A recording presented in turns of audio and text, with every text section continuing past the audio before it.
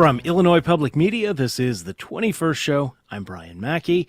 Today is Friday, which means it's time for our weekly survey of what's been making news across Illinois and around the nation. A reporter roundtable this week takes us to northern Illinois, DeKalb and Rockford specifically. Here to talk about what's been happening there is Yvonne Booz, the art, culture, and spiritual expression reporter at our partner station, WNIJ Northern Public Radio. Yvonne, welcome back to the 21st show. Good to talk with you. Good. It's nice to be here. Thank you, Brian.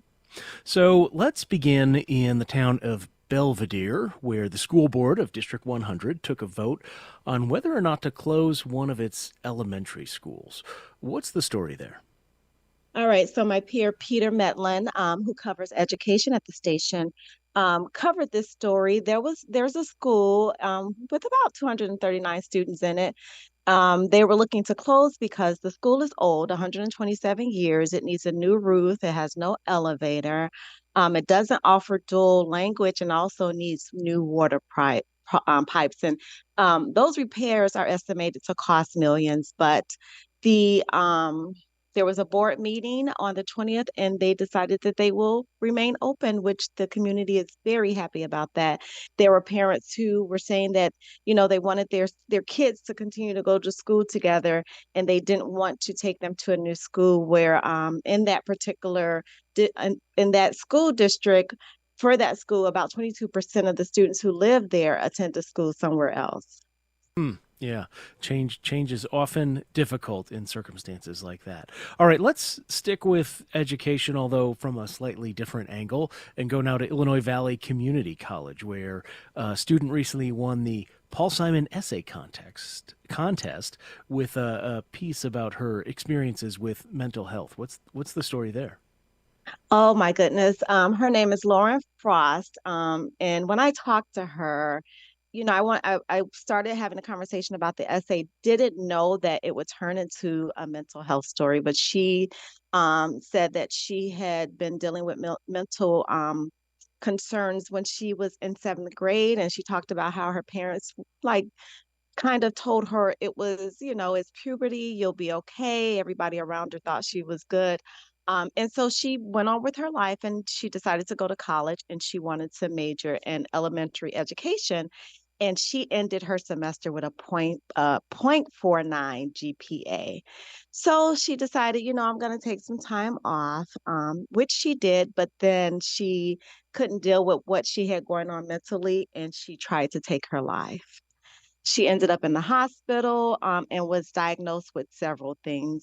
And she got the help she needed. And she decided, you know what, I'm going to go back to school to study music therapy. And she said she was so happy about how the college just accepted her back and encouraged her. And she says there's not even a conversation of what happened when she first went there that first semester, and she's thriving at this point.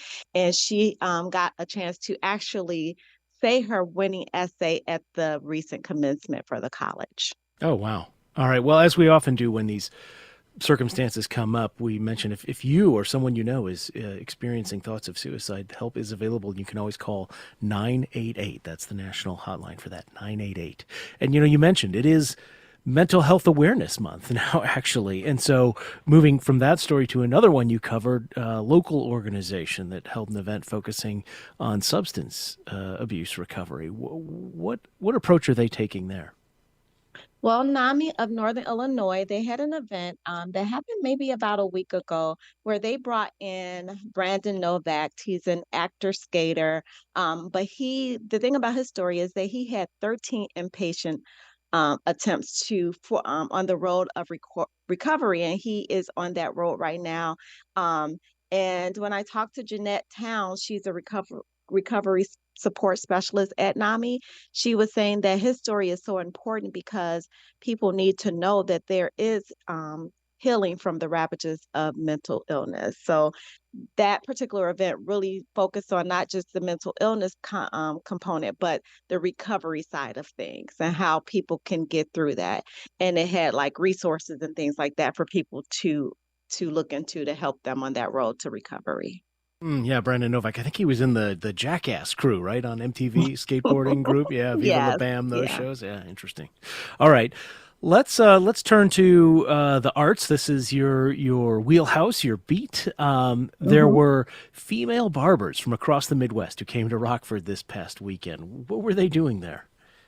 There was a competition. So it's funny. Sometimes I go to Rockford, and when I'm there, I feel like I pick up stories, and that's one of the stories I picked up. I was doing something else there, and I went into a barber shop for myself, and I started talking to the lady, and she was telling me, she said, 77% of barbers in the industry are male, and only 23% are female, and that was a 2021 statistic according to Data USA.